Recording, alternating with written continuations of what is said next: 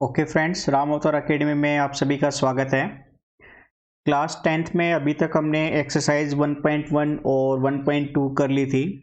और जैसे कुछ बच्चों को एक क्वेरीज आ रहे थे सर हमारा स्टेट बोर्ड का करा दीजिए, सिलेबस स्टेट बोर्ड का करा दीजिए। एक मेंशन ये है यहाँ पे बच्चों कि जो भी टॉपिक हम कर रहे हैं ये एनसीईआरटी के रिगार्डिंग तो है, लेकिन साथ में 10th बोर्ड के जितने भी स्टेट बोर्ड इंक्लूड होते हैं उन सब के लिए बेनिफिशियल है। तो प्लीज़ आप थोड़ा सा पेशेंस बना के रखें और कंसेप्ट को फॉलो करते हुए अपने आपकी जो प्रेफर्ड बुक है स्टेट बोर्ड के द्वारा उन क्वेश्चन को प्रोसीड कीजिए। क्वेश्चन हो जाते हैं। अगर फिर भी कोई क्वेरी रहती है तो हमने आपको बताया हुआ है, आप हमें व्हाट्सअप कर सकते हैं। हमें नंबर फर्स्ट वीडियो में भी लिखा था, आज फिर लिख देते हैं हम 8397047104। आप इस नंबर पे व्हाट्सअप कर भी सकते हैं हमें क्वेश्चन को, या कमेंट बॉक्स में भी डाल सकते हैं। ठीक है, उसका सॉल्यूशन आपको व्हाट्सअप नंबर से ही दे दिया जाएगा, या अगर जरूरत पड़ी कुछ लेंथी क्वेश्चन रहे तो एक स्पेशल वीडियो बना के भी अपलोड कर दी जाएगी। ठीक है ना। तो आप बस फ्री माइंडेड होके सिलेबस की तैयारी कीजिए। बाकी एक्चुअल में हमारा मेन कंसेप्ट तो यही है, मेन फोकस कि आप आईआईटी फाउंडेशन जैसे एग्जाम की प्रिपरेशन कर सकें। स्टेट बोर्ड या जो भी सीबीएसई बोर्ड है, आईसीएसई बोर्ड है, वैसे वो इंक्लूड होता रहे, लेकिन कंपटीशन के हिसाब से हमें नॉलेज जो गेन करनी है उसके हिसाब से हम वीडियो अपलोड करने की कोशिश कर रहे हैं। फिर भी अगर कोई प्रॉब्लम रहती है तो बच्चों आपसे माफ़ी मांगते हैं, आपका सपोर्ट हमें चाहिए। आप जो कहोगे वैसे ही हम करेंगे, आपके हित के लिए ही हम यहाँ पे आपको पढ़ाने के लिए आए हुए हैं। ठीक है ना। चलिए कोई बात नहीं, आज हम अपने नेक्स्ट एक्सरसाइज जो सीबीएसई में इंक्लूड की गई है एक्सरसाइज 1.3 उसके हिसाब से क्वेश्चन को प्रोसीड करेंगे। और 1.3 पूरी की पूरी आपकी इर्रेशनल नंबर को प्रूव करने के लिए है। इर्रेशनल नंबर, ठीक है, इसको प्रूव करने के लिए बोला गया है। तो 9th क्लास में आपने इर्रेशनल और रैशनल नंबर के बारे में पढ़ा था भाई, rational number and irrational number. ठीक है ना। इनके बारे में आपने काफ़ी डिटेल में किए थे क्वेश्चन, इनका ग्राफ भी ड्रा किया था, √2 का, √3 का, √5 का, नंबर लाइन पे शो करना भी दिखाया था आपने। तो यहाँ पे आपको बस प्रूव करना है कि ये इर्रेशनल नंबर है। तो रैशनल नंबर की पहचान क्या होती थी? ऐसे नंबर जिसको p/q की फॉर्म में लिख सको और जहाँ पे q डिनोमिनेटर 0 के बराबर ना हो। और इर्रेशनल नंबर ऐसे नंबर होते थे जिनको आप p/q की फॉर्म में लिख ही नहीं पाते थे। ऐसे नंबर को इर्रेशनल नंबर कहते थे। जैसे एग्जांपल में √2 हो गया, √3 हो गया, पाई हो गया, √7 हो गया एंड सो ऑन, है ना। ऐसे नंबर को इर्रेशनल नंबर कहते थे। तो यहाँ पे आपको प्रूव देना है इर्रेशनल नंबर के लिए कि √2 एक इर्रेशनल नंबर है, प्रूव कीजिए। ठीक है ना। ऐसे क्वेश्चन मिलेंगे आपको बोर्ड एग्जाम में। तो इर्रेशनल नंबर प्रूव करने से पहले हम कुछ स्टेटमेंट के बारे में ध्यान दे लेते हैं। देखिए, बेसिकली कुछ फंडे क्लियर करते हैं रैशनल नंबर को लेके। रैशनल नंबर एक ऐसा नंबर है जिसको p/q की फॉर्म में लिख तो रहे हैं और डिनोमिनेटर 0 के बराबर भी नहीं है, लेकिन काम की चीज ये है कि p और q यानी न्यूमरेटर एंड डिनोमिनेटर इन दोनों में से कॉमन फैक्टर ओनली 1 होता है। ठीक है, अकेला 1 होता है कॉमन फैक्टर रैशनल नंबर के केस में। या आप ये भी कह सकते हैं कि p and q numerator denominators are coprime numbers. Coprime number ऐसे होते हैं जो पेयर में चलते हैं और जिनमें कॉमन वैल्यू सिर्फ और सिर्फ 1 होती है। ठीक है। तो रैशनल नंबर में p/q की फॉर्म में लिख पा रहे हैं, डिनोमिनेटर 0 के बराबर नहीं भी है, और न्यूमरेटर डिनोमिनेटर के केस में कॉमन फैक्टर सिर्फ और सिर्फ क्या आएगा? 1। ऐसे नंबर को रैशनल नंबर कहते हैं। एक चीज को तो ये याद रखना है आपको। ठीक है, इसका हम यूज करेंगे। दूसरा, इर्रेशनल नंबर प्रूफ करने के लिए एक थ्योरम रहेगी बार बार, मैं यहां पे थोड़ा सा नोट करा देता हूं। दूसरी प्रॉपर्टी क्या यूज करेंगे, मैं यहां पे नोट कर रहा हूं। If P divides a square, then it must divide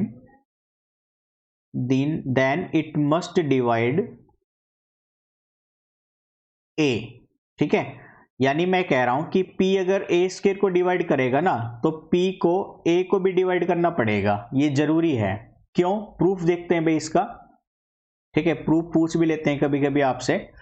तो प्रूफ क्या है? मैंने माना कि जो a है उसके प्राइम फैक्टर कुछ इस तरह से हैं, P1, P2, P3 and so on, Pn तक ले लिया मैंने। प्राइम फैक्टराइजेशन थ्योरम हमने 1.2 में पढ़ी भी थी, लास्ट क्लास में या लास्ट वीडियो में प्राइम फैक्टराइजेशन थ्योरम ढंग से पढ़ा था हमने। अगर आप इस वीडियो को देख रहे हैं तो एक बार प्राइम फैक्टराइजेशन थ्योरम को पढ़ लीजिए डिटेल में। ठीक है भाई, अब मैंने a को ऐसे लिखा। अब अगर मैं a की स्क्वायर की बात करूं तो a स्क्वायर के प्राइम फैक्टर क्या बनेंगे? इनको वापस इन्हीं से गुना करना पड़ेगा, यानी P1, P2, P3 जो Pn तक प्राइम फैक्टर आ रहे थे, इनकी वापस से मल्टीप्लाई करेंगे P1, P2, P3 और Pn तक। ठीक है ना, जो कि यूनिक मतलब सेपरेट वैल्यू भी हो सकती है, P1, P2 आइडेंटिकल भी हो सकते हैं। यानी a स्क्वायर किसके बराबर बना भाई? P1 के स्क्वायर, P2 के स्क्वायर, P3 के स्क्वायर एंड Pn के स्क्वायर के बराबर। अब अगर हम यहाँ पे ये कह रहे हैं कि P a स्क्वायर को डिवाइड करेगा, यानी a स्क्वायर को डिवाइड कर रहा है कौन? P। तो इसका मतलब a स्क्वायर के प्राइम फैक्टराइजेशन में P भी इंक्लूड हो रहा होगा, P आल्सो इंक्लूड। ठीक है, P भी इंक्लूड हो रहा होगा। तो a स्क्वायर के प्राइम फैक्टर में कौन आ रहा है? P। ठीक है, इसका मतलब फिर a के अंदर भी प्राइम फैक्टर को P आना चाहिए, जो a के प्राइम फैक्टर बनेंगे उसमें भी P को आना चाहिए। तो यानी जो थ्योरम कह रही है कि a स्क्वायर को P डिवाइड कर सकता है, तो इसका मतलब a को भी कौन डिवाइड कर सकता है? P। तो इस थ्योरम का हम यूज करेंगे प्रूफ के अंदर। ठीक है, याद रहेगी दोनों चीजें। चलिए अब हम क्वेश्चन को प्रोसीड करते हैं। मान लीजिए मैं आपसे कह रहा हूं, क्वेश्चन दे दिया आपको, prove that √2 is A irrational number. आपको प्रूफ करना है कि स्क्वायर रूट ऑफ 2 एक इर्रेशनल नंबर है। ठीक है, तो प्रूफ देखिए भाई इसका। मैंने माना ये इर्रेशनल नहीं है, रैशनल है। Let √2 is a rational number. और रैशनल नंबर है तो आपको पता है √2 को हम किसकी फॉर्म में लिख सकते हैं? a/b की फॉर्म में लिख सकते हैं, या p/q की फॉर्म में लिख सकते हैं। ठीक है, या p/q की फॉर्म में लिख सकते हैं। तो मैंने a/b की फॉर्म ले ली मान लो यहां से। ठीक है, तो रैशनल नंबर में है ना, √2 को हमने p/q की फॉर्म में या a/b की फॉर्म में लिख दिया है। अब मैंने इस वैल्यू के अंदर जो वैल्यू लिखी है दोनों तरफ क्रॉस मल्टीप्लाई कर दी। क्रॉस मल्टीप्लाई करने पर वैल्यू बनेगी √2b बराबर में a। अब स्क्वेयरिंग कर देते हैं दोनों तरफ, स्क्वेयरिंग ऑन बोथ साइड्स। दोनों तरफ स्क्वेयर करने पर लेफ्ट हैंड में √2b का स्क्वेयर करेंगे, तो √2b में √2 का स्क्वेयर 2 और b का स्क्वेयर b स्क्वेयर, यानी ये बन जाएगा 2b स्क्वेयर बराबर में राइट हैंड साइड में a का स्क्वेयर क्या बनेगा भाई? a square. अब प्रॉपर्टी का जो यूज किया था हमने कि अगर p a स्क्वेयर को डिवाइड करेगा तो p a को भी डिवाइड करेगा, है ना। ये प्रॉपर्टी का यूज करेंगे। इसका मतलब मैंने माना if c divides a square then it must divide a। और c की जगह पे मैं 2 ले लेता हूं क्योंकि 2b स्क्वायर 2 से डिवाइड हो रहा है। तो मैंने कहा इफ 2 डिवाइड्स ए स्क्वेयर। भाई अगर 2 बी स्क्वेयर को डिवाइड कर रहा है तो 2 इक्वल होने की वजह से ए स्क्वेयर के इसको भी डिवाइड करेगा, तो 2 बी स्क्वेयर को डिवाइड कर रहा है तो ए स्क्वेयर को भी डिवाइड करेगा, यानी ए भी किससे डिवाइड होगा, 2 से, है ना। इसलिए मैंने माना जो a 2 से डिवाइड हो रहा है वो 2 का मल्टीपल है, जो कि बराबर है a बराबर में 2c के। ठीक है, यहां तक। इसका मतलब अब ये वैल्यू ऐसे लिखी जा सकती है 2b स्क्वेयर और a की जगह पे हम 2c रख देंगे, क्योंकि थ्योरम का जो पीछे अभी हमने बताया था उसका यूज कर लिया गया है। तो a की जगह पे 2c रखा और इसका स्क्वायर, यानी बन जाएगा 4c स्क्वायर, और सिंप्लीफाई करेंगे तो ये 2 2 जा पे काट देगा, यानी वैल्यू बन गई आपकी b स्क्वायर बराबर में 2c स्क्वायर। वापस से उसी थ्योरम का यूज करेंगे। भाई ये जो वैल्यू है 2 से डिवाइड हो सकती है, तो बराबर होने की वजह से b स्क्वायर को भी डिवाइड होना पड़ेगा 2 से। इसका मतलब अभी जो थ्योरम यूज करी थी उसके हिसाब से b को भी डिवाइड होना पड़ेगा 2 से, और b 2 से डिवाइड हो रहा है तो b 2 का मल्टीपल है, इसलिए b को मैंने मान लिया 2d। ठीक है, b को मान लिया मैंने 2d, या मैं इस वैल्यू को ऐसे लिख देता हूं, भाई b भी 2 से डिवाइड हो गया और यहां पे a भी डिवाइड हो गया 2 से, यानी दोनों के अंदर हम ये कह रहे हैं कि a भी डिवाइड हो रहा है 2 से और b भी डिवाइड हो रहा है 2 से। जबकि रैशनल नंबर की प्रॉपर्टी में हमने साफ साफ कहा था, अगर रैशनल नंबर को p बाई क्यू में लिख पा रहे हैं तो p और क्यू में कॉमन फैक्टर हमेशा क्या होना चाहिए, ओनली 1। जबकि a और b 2 से डिवाइड होने पर एक से दूसरा कॉमन फैक्टर क्या आ रहा है यहाँ पे 2, यानी a बाई b की फॉर्म में जो √2 को लिखा है उसमें कॉमन फैक्टर 2 आ रहा है, जिसकी वजह से √2 एक रैशनल नंबर नहीं है। ठीक है, तो लास्ट में आपको ये चीजें लिखने के बाद ऐसे लिखना पड़ेगा, it contradicts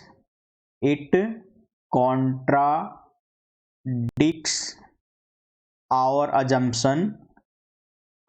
assumption that √2 is a rational number, यानी हमने जो √2 को रैशनल नंबर माना था ये उसको झुटला देता है। इसलिए √2 क्या है दोस्तों, एक इररेशनल नंबर है। ठीक है, √2 क्या है, एक इररेशनल नंबर है। तो हमने कौन सी दो प्रॉपर्टी का यूज किया है, एक तो p बाई क्यू की फॉर्म में लिखने पर कॉमन फैक्टर 1 होना चाहिए, जबकि यहाँ पे 2 आ रहा है, और दूसरा b स्क्वेयर, यहाँ पे 2b स्क्वेयर 2 से डिवाइड हो रहा है तो a स्क्वेयर क्यों होने पड़ेगा, क्योंकि इक्वल हो रहा है, और a स्क्वेयर हो रहा है तो a को भी 2 से डिवाइड होना पड़ेगा, अभी पीछे थ्योरम लिखी थी। साथ ही वापस से b स्क्वेयर 2c स्क्वेयर में ये 2 से डिवाइड हो रहा है तो b स्क्वेयर को भी 2 से होना पड़ेगा, और b स्क्वेयर 2 से होगा तो b को भी 2 से होना पड़ेगा, यानी b भी 2 का मल्टीपल है। तो a और b दोनों 2 का मल्टीपल है, तो a और b में कॉमन फैक्टर क्या आ रहा है, 2, जबकि रैशनल में कॉमन फैक्टर ओनली 1 होना चाहिए। तो इन दो थ्योरम का यूज करके आप किसी भी नंबर को इरेशनल नंबर कहते हुए चलेंगे। बस अब क्या करना है, आपसे √5 के लिए बोल दे तो जहां जहां पे √2 यानी 2 था वहां पे 5 चलेगा। ठीक है ना, जहां जहां 2 था वहां पे 5 हो जाएगा, यानी √5 को a बाई बी की फॉर्म में लिखोगे तो a और b का कॉमन फैक्टर क्या बन जाएगा, 5। √3 को प्रूफ करना होगा तो a और b में कॉमन फैक्टर क्या आ जाएगा, 3। √7 को करना होगा तो a और b में कॉमन फैक्टर क्या आ जाएगा, 7। इस तरह से दोनों प्रॉपर्टी का यूज करके हम किसी भी इरेशनल नंबर को प्रूव कर सकते हैं। तो एक्सरसाइज में आपको कुछ इस ऐसे ही क्वेश्चन मिलेंगे, जैसे ये रहा क्वेश्चन है ना √5, तो जो √2 का आपने किया था उसमें 2 की जगह पे 5 का यूज कर दीजिए, सेम क्वेश्चन आपका प्रोसीड हो जाएगा। अब सेकंड और थर्ड में देखिए, यहाँ पे एडिशन है, सब्ट्रैक्शन भी हो सकता है। भाई मैं ऐसे क्वेश्चन भी दे सकता था, इसको मान लो 2 माइनस में √5, ठीक है, ऐसे भी दे सकता था। और यहाँ पे p बाई क्यू की फॉर्म में, मतलब डिवीजन, मल्टीप्लीकेशन और एडिशन की फॉर्म में है। तो इनको आपको वैसे प्रोसीड करने की जरूरत नहीं है, हम इनको कुछ इस तरह से करेंगे। जैसे मान के चलिए क्वेश्चन नंबर 2 पे करना है हमें 3 + 2 √5 को, 3+2√5 को प्रूफ करना है। आपको क्वेश्चन गिवन है कुछ इस तरह से। क्वेश्चन में बोला गया है 3+2√5 प्रूव कीजिए, prove that it is a irrational number. तो इर्रेशनल नंबर प्रूफ करने के लिए क्या करेंगे, वापस से भाई हमने माना let 3+2√5 is a rational number. हमने वापस से क्या माना है, ये कैसा नंबर है, एक रैशनल नंबर है। इसलिए 3+2√5 को किस फॉर्म में लिखेंगे, a/b की फॉर्म में। 3 को इधर ले आइए, 2√5 बराबर में a/b माइनस का 3, और एलसीएम लेके सिंप्लीफाई करेंगे तो ये b a माइनस का 3b बन गया, और √5 क्या बन जाएगा फिर आपका a माइनस 3b अपॉन में 2b। देखिए ये वैल्यू है ना p/q की फॉर्म में है, जबकि ये है इर्रेशनल नंबर। मतलब इर्रेशनल नंबर बराबर दिखा रहे हैं हम रैशनल नंबर के, जबकि कभी भी ऐसा नहीं हो सकता है। इर्रेशनल नंबर कभी भी बराबर नहीं होगा रैशनल नंबर के। इसलिए 3+2√5 क्या है, इज एन इर्रेशनल नंबर। ऐसे क्वेश्चन को इस तरह प्रोसीड करेंगे, ठीक है ना। मतलब आपको वापस यहाँ पे दिखाने की जरूरत नहीं है कि √5 एक इर्रेशनल नंबर है, प्रूफ करने की जरूरत नहीं है। एडिशन में, सब्ट्रैक्शन में, डिवीजन में, मल्टीप्लिकेशन में ऐसे करेंगे क्वेश्चन को। देखिए और क्वेश्चन दिखाते हैं हम आपको करके। ये 1/√2 और 7√5 को करते हैं। 6+√2 तो बिल्कुल इसके जैसे हो जाएगा जो अभी 6 नंबर क्वेश्चन 2 किया है हमने, ठीक है। थर्ड का फर्स्ट और सेकंड देखिए, 1/√2 और 7√5 को। 1/√2 को प्रूफ करके दिखाना है, ठीक है। तो वापस से मैंने माना let 1/√2 is a rational number, ठीक है। तो इसको मैं 1/√2 को क्या लिख सकता हूं, a/b की फॉर्म में लिख सकता हूं, ठीक है। और 1/√2 को, या ऐसे करिए, ये मैं थोड़ा और सिंप्लीफिकेशन करा देता हूं। ऐसे ना जाके ना आप इसको ऐसे लिखिए, पहले 1/√2 को रैशनलाइजेशन कर लीजिए √2 से ऊपर नीचे। तो ये बनेगा √2 बन गया, और √2/√2 को मैं ऐसे लिख सकता हूँ ना 1/2 मल्टीप्लाई में √2, ठीक है।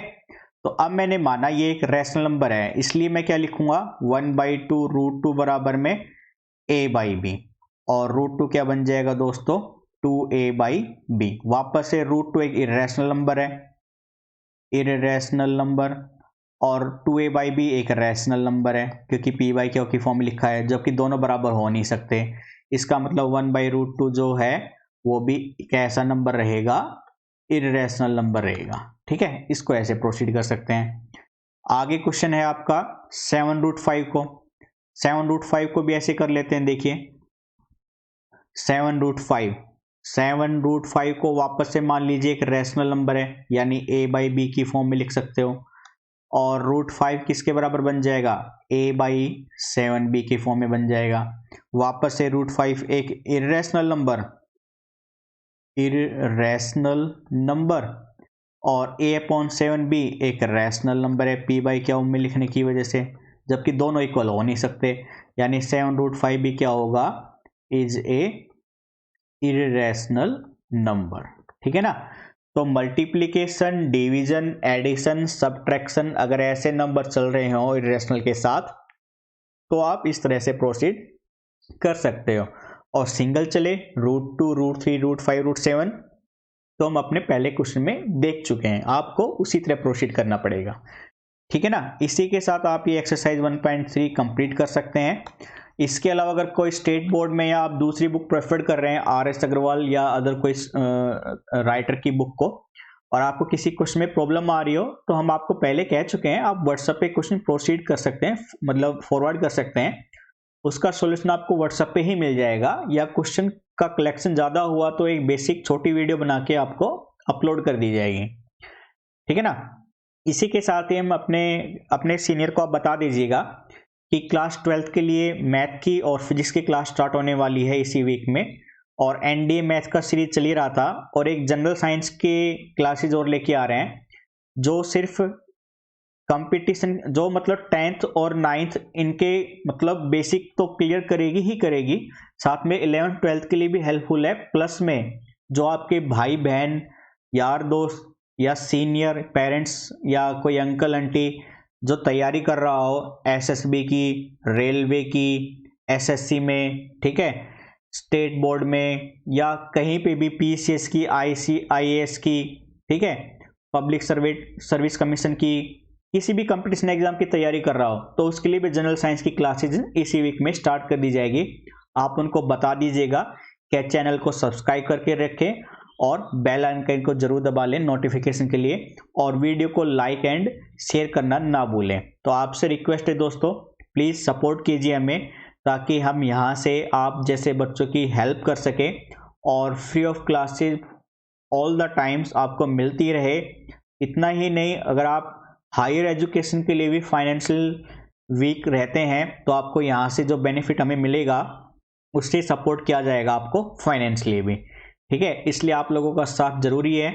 तो प्लीज़ आपसे अगेन रिक्वेस्ट है कि हमारा साथ ना छोड़ें और हमें आगे बढ़ने में मदद कीजिए, ठीक है। तो आज के लिए इतना ही रखते हैं बच्चों। Thank you, bye bye, take care.